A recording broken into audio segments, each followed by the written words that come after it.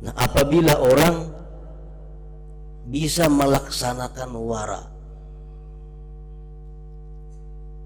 menjauhkan diri daripada yang haram, menjauhkan diri daripada perkara-perkara yang tidak jelas hukumnya, inya kawa melaksanakan itu, maka Allah akan memberinya al-unsu billah, kejinakan dengan Allah.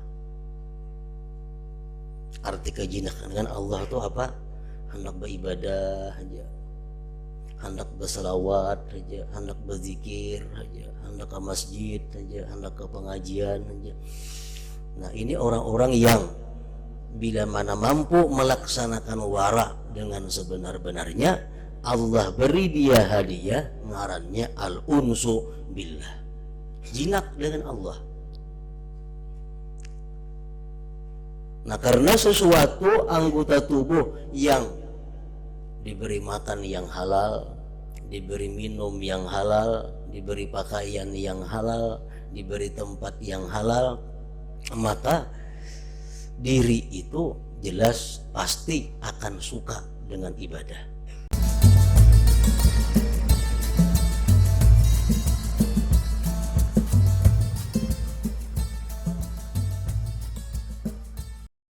Bismillahirrahmanirrahim. Alhamdulillahirabbil alamin. Wa bihi nasta'in ala umurid dunya waddin. Wassalatu wassalamu ala asyrafil anbiya wal mursalin Sayyidina Maulana Muhammadin wa ala alihi wa sahbihi ajma'in. Amma ba'd. Aqabatul awaik, yaitu akabah menghadapi halangan dan rintangan beribadah kepada Allah Subhanahu wa ta'ala. Sebagaimana disebutkan dalam bab yang terdahulu, bahwa untuk bisa lurus beribadah kepada Allah Subhanahu wa ta'ala, diperlukan yang pertama adalah ilmu pengetahuan. Karena ibadah yang tidak berdasarkan dengan ilmu, maka ibadah itu ditolak oleh Allah Subhanahu wa ta'ala. Nah, kemudian sesudah kita menuntut ilmu, apa-apa yang wajib kita tuntut sudah selesai, sudah tuntung. Kemudian kita masuk kepada jalan yang kedua, yaitu tobat. Gunanya tobat itu adalah agar ibadah kita diterima Allah.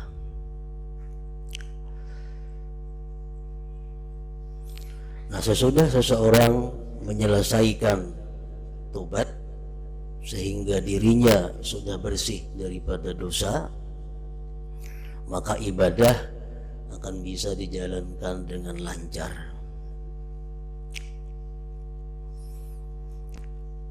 Nah, kemudian sesudah dia beribadah kepada Allah dengan bagus karena sudah tobat, ada halangan-halangan yang dijumpai dalam perjalanan meluruskan ibadah itu. Nah, halangan-halangan itulah yang disebut dalam bab ini aqabatul awaik.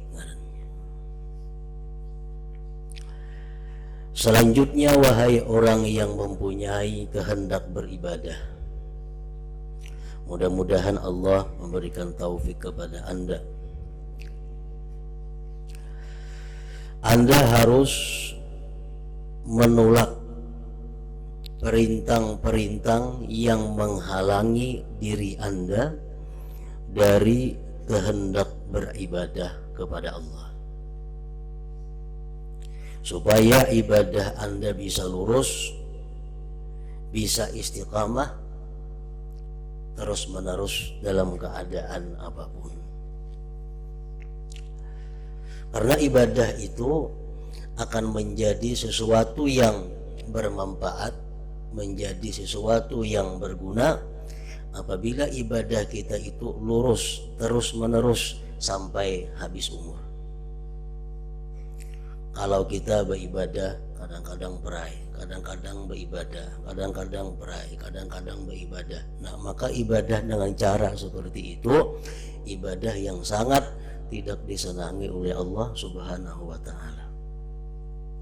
Sebagaimana hadis Rasulullah menyatakan, ahabbul a'mal ilallah adwamuhu wa in qalla, amalan yang paling disukai Allah itu adalah yang terus menerus sekalipun sedikit. Nah jadi tujuan kita ini supaya bisa beribadah itu rutin terus menerus. Misalnya sembahyang 5 waktu kada pernah melisit, keluar dari waktunya.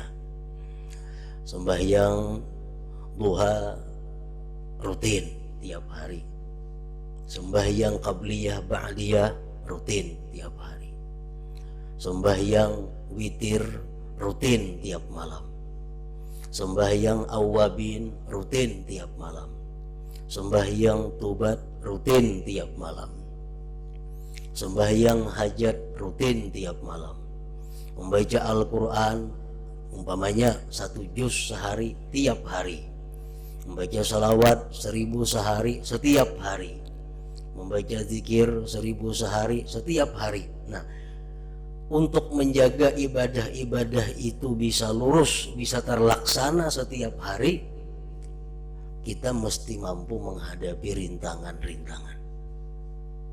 Karena pasti ada rintangannya.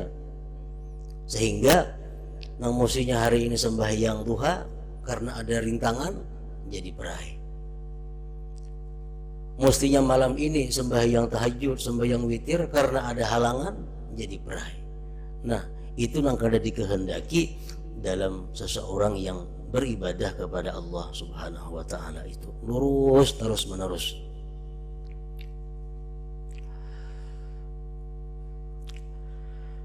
Supaya ibadah Anda bisa lurus, di atas telah aku terangkan bahwa rintangan-rintangan bagi orang yang hendak beribadah itu ada 4. Ini yang mengulah ibadah kita, kadang-kadang macet, kadang-kadang lancar, kadang-kadang jalan, kadang-kadang kada.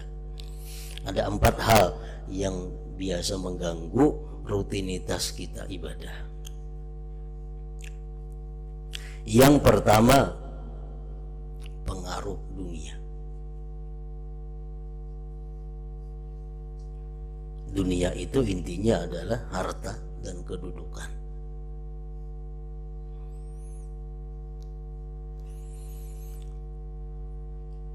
Nah dunia inilah yang kerap kali mengganggu rutinitas, mengganggu kelancaran ibadah kita. Urusan-urusan dunia.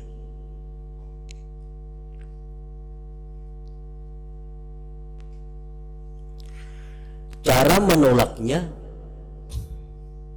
dengan mengusungkan diri, hati dari dunia dan zuhud, tidak terpancing, tidak gemar kepada dunia. Nah itu jalan untuk menolaknya.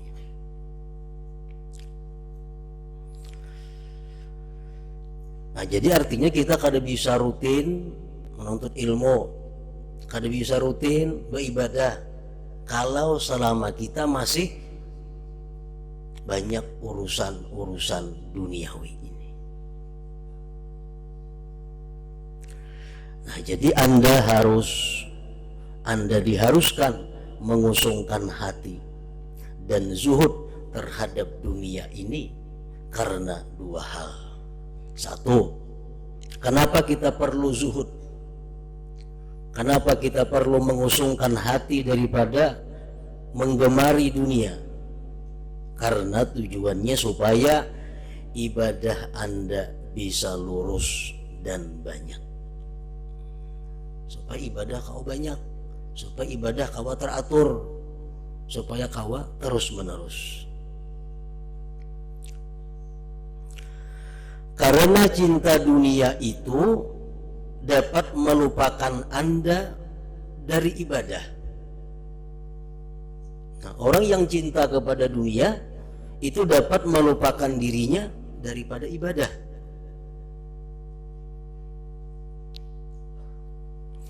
Anggota tubuh luar Anda sibuk mencari dunia, dan anggota batin hati Anda sibuk mengharapkan segala macam serta selalu marakarika, maangan-angan.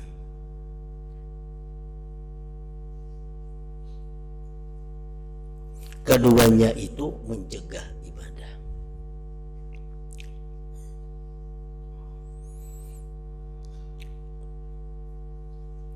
Sebab tubuh itu hanya satu. Tubuh yang kita pakai untuk ibadah itu, iya tubuh yang kita pakai untuk mencari dunia. Tubuh yang kita bawa ke masjid, iya tubuh yang kita bawa ke toko. Tubuh yang kita bawa ke pengajian, iya tubuh yang kita bawa ke perumahan. Tubuhnya hanya satu. Sebab tubuh itu hanya satu dan hati pun hanya satu. Bila hati kita memikirkan ibadah, maka dunia akan tersisihkan. Bila hati kita memikirkan dunia, ibadah tersisihkan. Karena hatinya hanya satu. Hatinya hanya sebuting.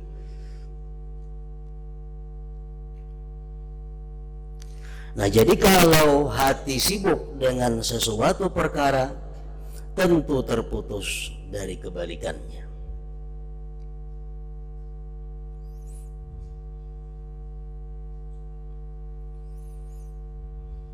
Kalau hati sibuk dengan sesuatu perkara, tentu terputus dari kebalikannya.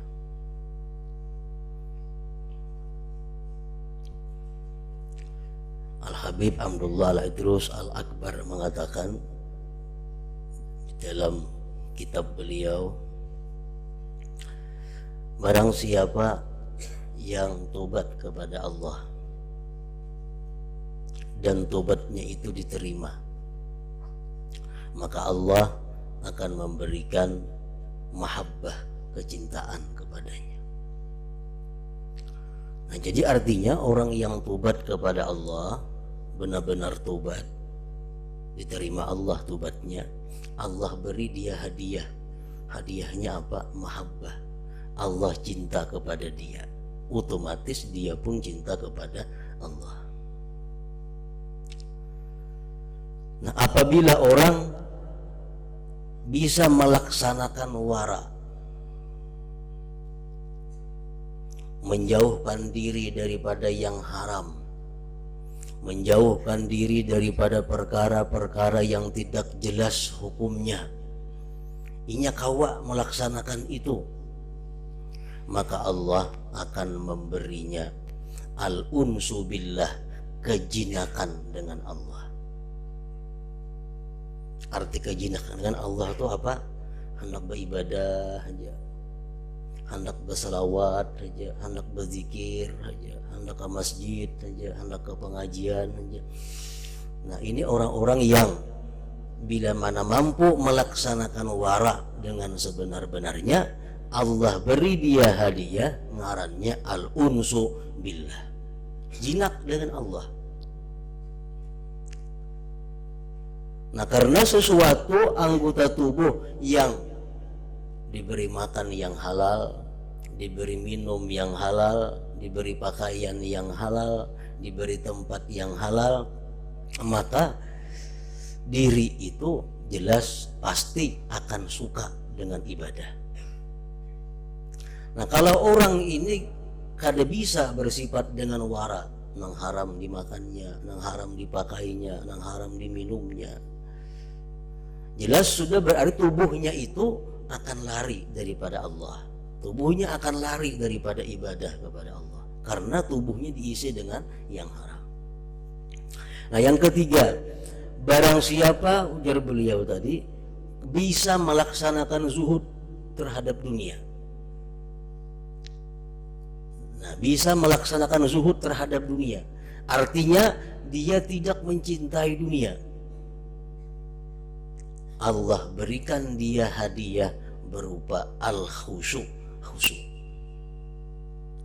Sembahyang khusyuk, membaca Quran khusyuk, membaca salawat khusyuk.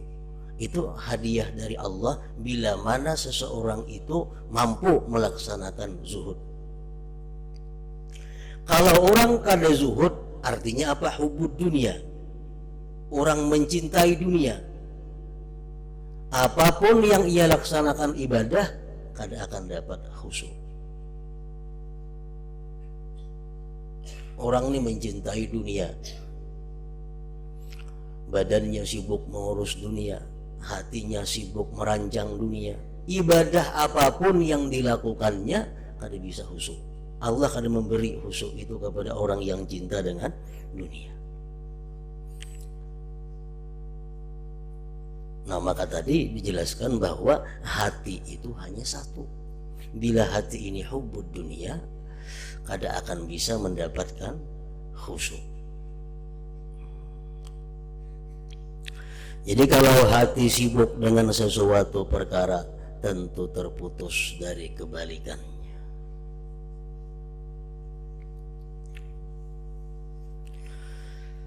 Dan hendaklah Anda mengetahui bahwa perumpamaan dunia dan akhirat, bahwa perumpamaan dunia dan akhirat itu bagaikan dua orang madu. Jika Anda membuat senang yang seorang, tentu menyebabkan benci yang lain. Dunia dan akhirat juga seperti timur dan barat. Bila Anda condong kepada satu, pasti meninggalkan yang satunya lagi. Artinya dunia akhirat itu kadakawa digabung satu di dalam hati kita. Bila mana hati kita ini mendekat kepada dunia, berarti menjauhi akhirat. Bila mana hati kita ini mendekati akhirat, berarti menjauhi dunia.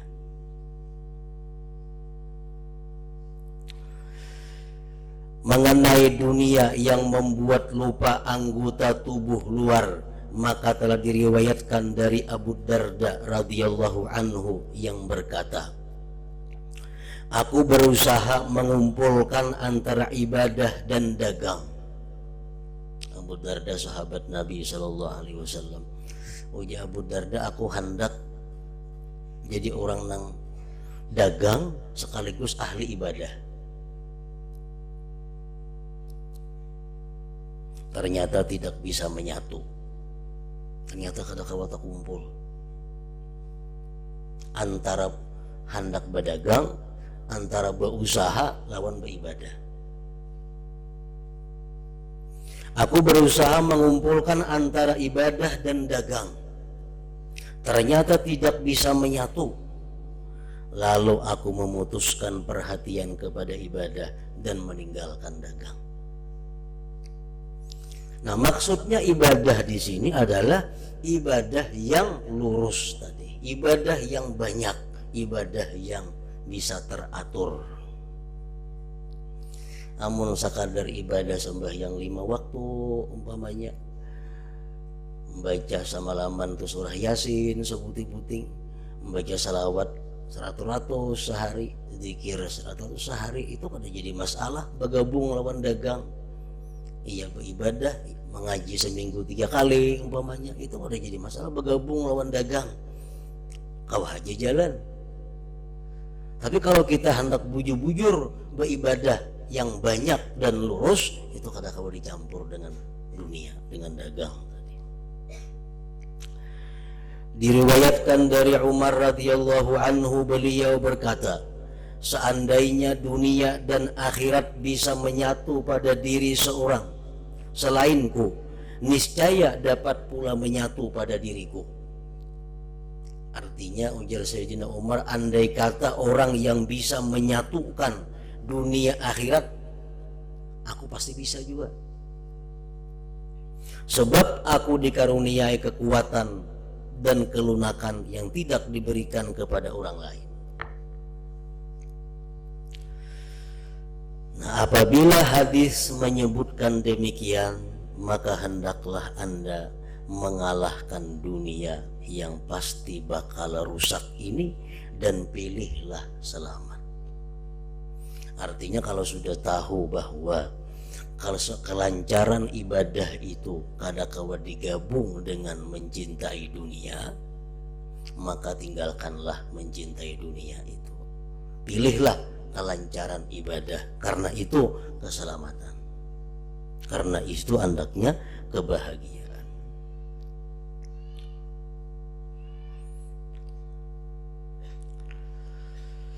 Adapun dunia yang membuat lupa hati,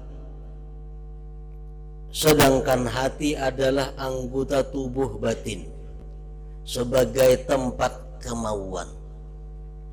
Maka ada sebuah hadis yang diriwayatkan dari Nabi Muhammad sallallahu alaihi wasallam, beliau bersabda, "Man ahabba dunyahu adarra bi akhiratihi, wa man ahabba akhiratahu adarra bi dunyahu, fa athiru ma yabqa ala ma yafna."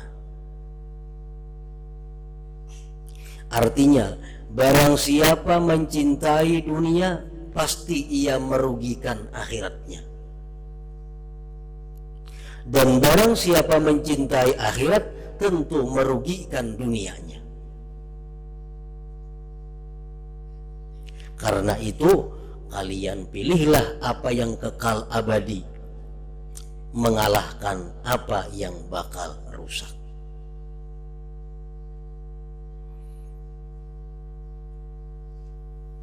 Kalau kita berusaha umpamanya mulai pukul 8 pagi atau pukul 9 pagi sampai pukul 5. Nah, di jam-jam itu kita sibuk dengan usaha kita.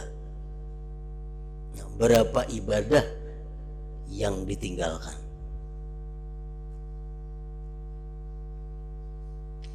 Berapa ibadah yang ditinggalkan?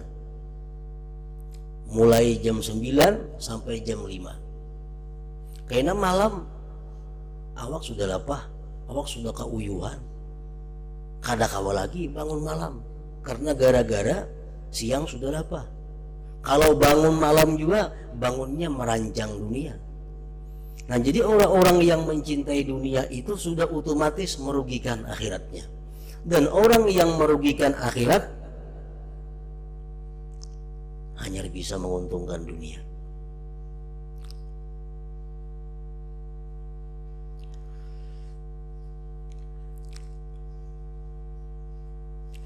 Teranglah bagi Anda bahwa anggota tubuh luar Anda sibuk dengan dunia, dan hati Anda mengharap-harap dunia. Niscaya Anda tidak bisa dengan mudah melakukan ibadah sebagaimana mestinya.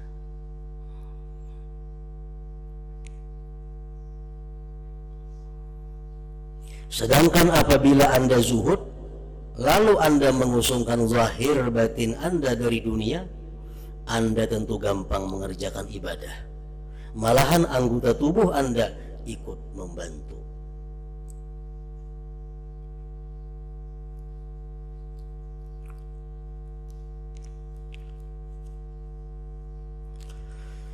Diriwayatkan dari Salman Al-Farisi, beliau berkata, sesungguhnya apabila seseorang itu zuhud dunia, hatinya tidak terpancing kepada dunia, maka hatinya bersinar terang dengan hikmah. Sedangkan anggota-anggota badannya saling bantu dalam ibadah. Nah, jadi itu pertama, kenapa kita harus zuhud? Agar ibadah kita bisa teratur, agar ibadah kita bisa terus menerus. Diperlukan sifat zuhud tadi, tidak mencintai dunia. Yang kedua, kenapa zuhud itu diperlukan? Yang kedua, kalau Anda zuhud, amal Anda banyak harganya. Kalau kita orang yang zuhud terhadap dunia, ibadah kita ini besar nilainya di sisi Allah. Kenapa besar nilainya? Karena kita bisa khusyuk. Kalau orang yang hubud dunia tadi sudah jelas tidak akan diberi Allah kekhusyuan itu. Walaupun sudah inya belajar, misalnya kita membaca Quran, baca Quran, artinya sudah tahu, tafsirnya sudah tahu, tapi kita masih tergolong orang yang mencintai dunia. Baca Al-Quran, kita kadang-kadang menerapkan ilmu yang ada itu. Fatihah sudah tahu maknanya, takbir sudah tahu maknanya, tahiyat sudah tahu maknanya, tahu tujuannya, ilmunya sudah cukup. Sembahyangnya kita, sembahyang. Kalau kita tergolong orang yang masih mencintai dunia, ilmu tuh ada jalan. Sembahyangnya pasti hati kita pikirannya kepada dunia, pasti pikirannya kepada dunia. Walaupun kita tahu waktu asyhadu an la ilaha illallah mestinya hati macam ini, waktu mengucap iyyaka na'budu wa iyyaka nasta'in hati macam ini, waktu mengucap ar-rahmanir rahim hati macam ini, tahu kita itu. Tapi begitu kita cinta kepada dunia, sembahyangnya kita, ilmu itu hilang. Nah, timbul dalam hati kita apa? Hanya dunia, hanya dunia. Nah, dengan adanya zuhud, maka ibadah yang kita lakukan itu menjadi besar nilainya di sisi Allah Subhanahu wa Ta'ala. Kenapa jadi besar? Karena kekhusyuan yang ada dalam ibadah itu lebih daripada orang yang tidak ada zuhudnya. Karena maulah ganal halusnya nilai ibadah itu hatinya. Dua orang sahabat Nabi sembahyang di masjid. Ujar Nabi kita itu sama, lihat dua orang sembahyang sama-sama 2 rakaat. Tapi ujar Nabi, nilai antara keduanya jauh seperti antara langit dan bumi. Artinya apa? Yang satu sembahyangnya itu hatinya bujur-bujur sembahyang, sedangkan yang satu hatinya kepada dunia. Padahal sama 2 rakaat, bacaannya sama, panjangnya sama, tapi harganya Allah memberikan nilai jauh berbeda.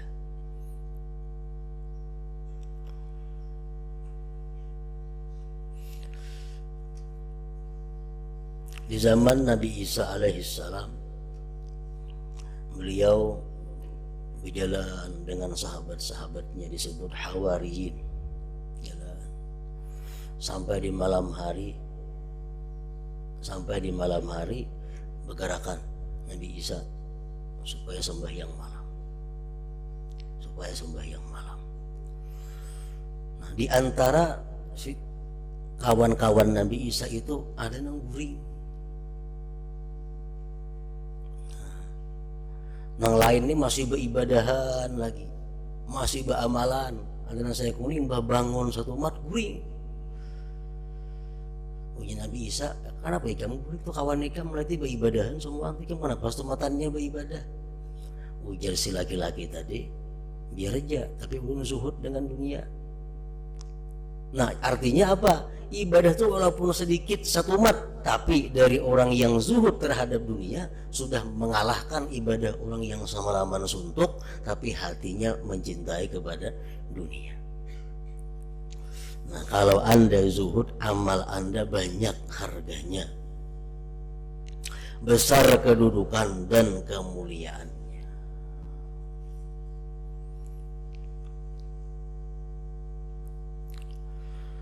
Rasulullah Shallallahu Alaihi Wasallam pernah bersabda,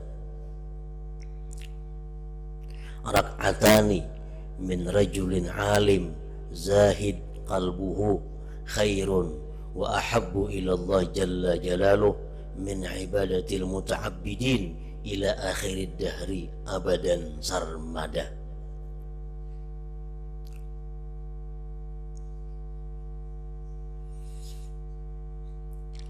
Artinya 2 rakaat dari orang alim lagi zuhud hatinya. 2 rakaat punya sembahyang orang yang zuhudnya 2 rakaat adalah lebih baik dan lebih disukai Allah daripada ibadah para orang yang beribadah sampai akhir masa selama-lamanya. Nah, orang tuh zuhud ini beribadah sembahyang 2 rakaat. Orang hubud dunia sepanjang masa beribadah, tapi hubud dunia hatinya. Nilainya di sisi Allah lebih besar orang yang zuhud tadi.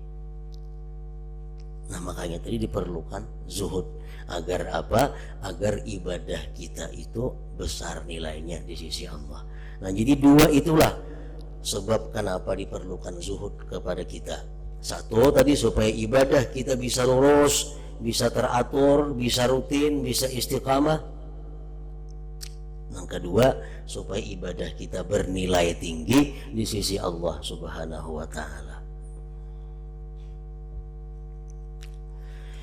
Jika Anda bertanya, apa arti zuhud terhadap dunia itu dan apa sebenarnya zuhud itu?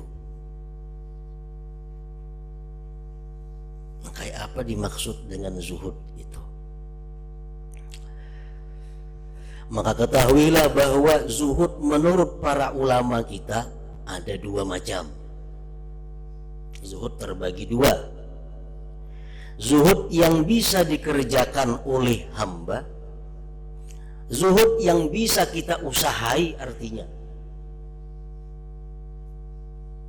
dan zuhud yang tidak dapat dilakukan oleh hamba. Yang kedua, zuhud yang kada bisa dilakukan oleh kemampuan kita. Nah, itu yang sebenar-benar zuhud. Jadi zuhud itu ada 2. 1 zuhud yang bisa kita laksanakan, 2 ada zuhud yang tidak bisa kita laksanakan sebelum kita melaksanakan zuhud yang pertama. Sebabnya zuhud yang kedua ini adalah semata-mata anugerah daripada Allah Subhanahu wa ta'ala. Jadi kalau dibagi dengan lain cara lagi, zuhud itu ada zuhud, ada mukaddimah zuhud. Nah, zuhud itu kadang akan bisa dicapai kalau kita kadang melalui mukaddimah zuhud, permulaan zuhud.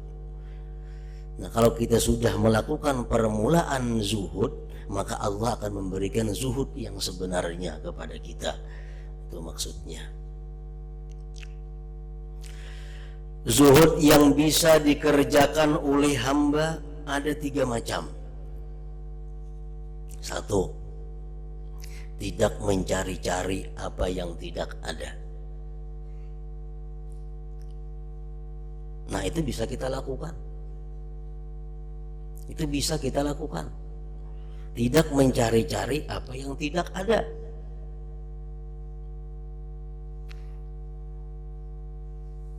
Misal kada bisi toko, kada usah mencari toko.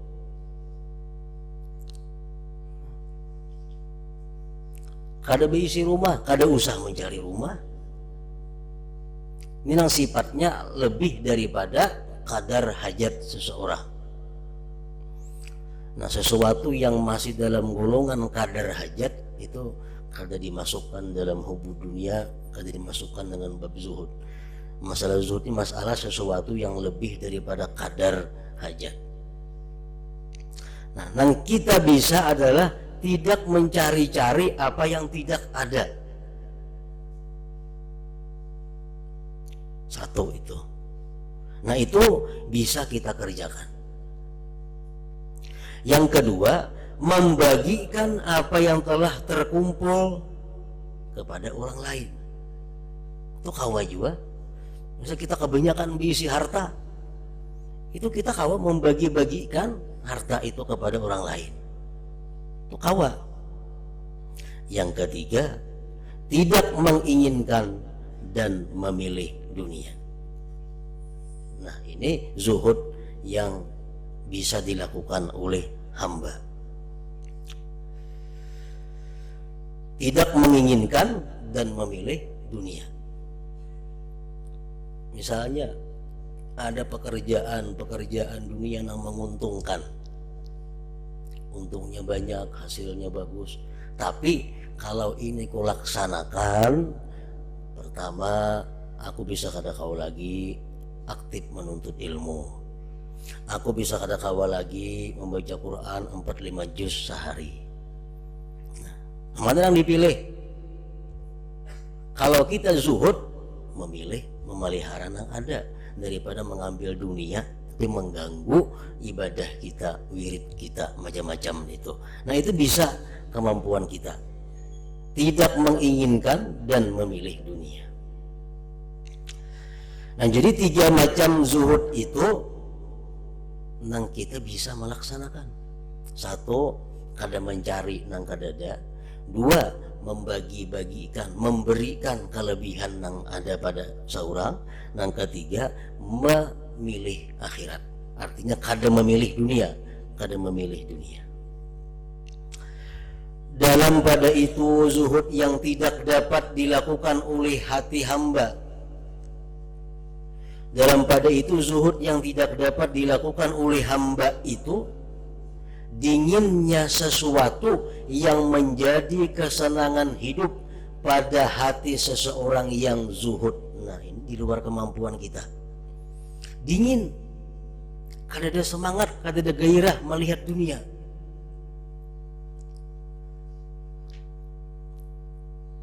Padahal dunia itu merupakan kesenangan hidup. Ada inya kada, hatinya dingin, hatinya kada bersemangat, hatinya kada bergairah melihat perhiasan dunia. Nah, itu kadang-kala kita melaksanakan.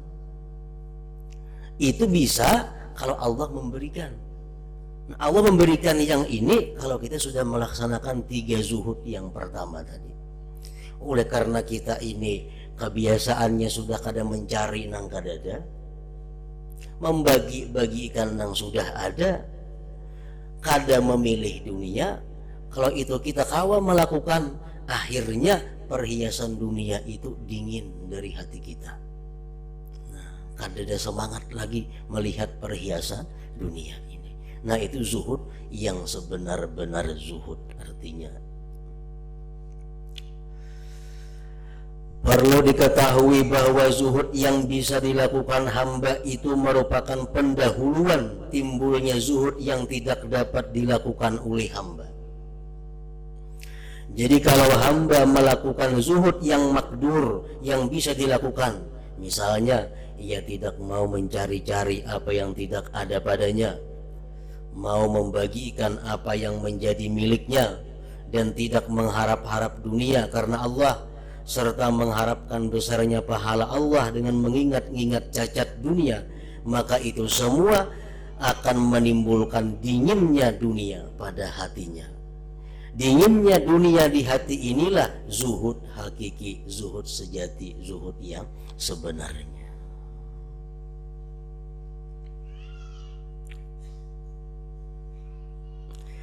Selanjutnya ketahuilah bahwa 3 hal di atas yang paling sulit adalah tidak mengharapkan dunia dengan hati. Nah, itu yang paling sulit. Hati kadang mengharapkan dunia. Sebab banyak sekali orang yang kelihatannya meninggalkan dunia, tetapi hatinya masih mencintai dan mengharapkannya. Kalau membebaskan anggota tubuh daripada urusan dunia itu mudah. Awaknya ini lebih banyak ibadah, itu mudah. Tapi yang sulit itu adalah membebaskan hati daripada mencintai dan mengharapkan dunia. Jadi orang tersebut selalu menghadapi kepayahan dan kesukaran dari dirinya sendiri.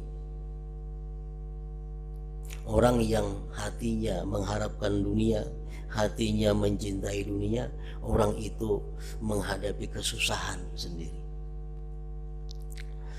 Segala persoalan zuhud sebenarnya hanyalah berkisar pada tidak mengharapkan dunia ini. Bukankah Anda pernah mendengar firman Allah Ta'ala, tilkad darul akhirah naj'aluha lilladzina la yuriduna fil ardi 'uluwan wala fasada. Artinya itulah negeri akhirat, kami menjadikannya buat orang-orang yang tidak menghendaki keluhuran di bumi dan tidak pula membuat kerusakan. Allah Ta'ala menggantungkan hukum tetapnya negeri ganjaran akhirat dengan tidak ada kehendak, bukan dengan mencari atau berbuat apa yang dikehendaki. Mencari dunia ada yang sifatnya merupakan ibadah, seperti menafkahi anak bini. Nah, itu ibadah. Nah, mencari dunia ada yang sifatnya adalah dikutuk oleh Allah. Orang-orang yang mencari dunia untuk bermegah-megah, berpuya-puya, bersumbung-sumbung dengan kekayaan dan kemegahannya. Nah, negeri akhirat itu kada disediakan Allah untuk orang-orang seperti itu. Begitu pula firman Allah, man kana yuridu harsal akhirah nazid lahu bi harsih wa man kana yuridu harsad dunya nu'tihi minha wa ma lahu fil akhirati min nasib. Artinya barang siapa menghendaki untuk memetik tanaman akhirat, maka kami akan menambah tanaman itu. Dan barang siapa berkehendak memetik hasil tanaman di dunia, kami juga akan memberikan. Tetapi nanti ia di akhirat tidak memperoleh bagian ganjaran. Orang yang hidupnya hanya untuk dunia, Allah berikan dunia, tapi di akhirat kada akan dapat ganjaran. Juga firman Allah, man kana yuridul ajila ajjalna lahu fiha ma nasya. Artinya barang siapa menghendaki keuntungan di dunia, maka akan kami percepat apa yang ia kehendaki itu di dunia menurut kehendak. Dan firman Allah, wa man aradal akhirah wa sa'alaha sa'yaha. Artinya barang siapa menghendaki akhirat dan berusaha demi kepentingan akhirat itu. Nah, bukankah Anda tahu bahwa ayat-ayat ini semua merupakan isyarat kepada kehendak mengharapkan dunia. Jadi urusan kehendak memanglah yang terpenting. Banyak orang yang kada berusaha, kada mencari dunia, tapi dia masih punya kehendak untuk sewaktu-waktu mendapatkan dunia. Nah, jadi urusan kehendak memanglah yang terpenting. Namun apabila hamba tekun dan mengekalkan dua perkara yang terdahulu, yakni membagikan apa yang telah terkumpul dan tidak mencari-cari yang tidak ada, maka bisa diharapkan dari anugerah Allah bahwa Dia bakal memberikan taufik kepada hamba guna menolak kehendak mencari dunia ini dari hatinya. Karena Allah adalah zat yang memberikan anugerah lagi pemurah.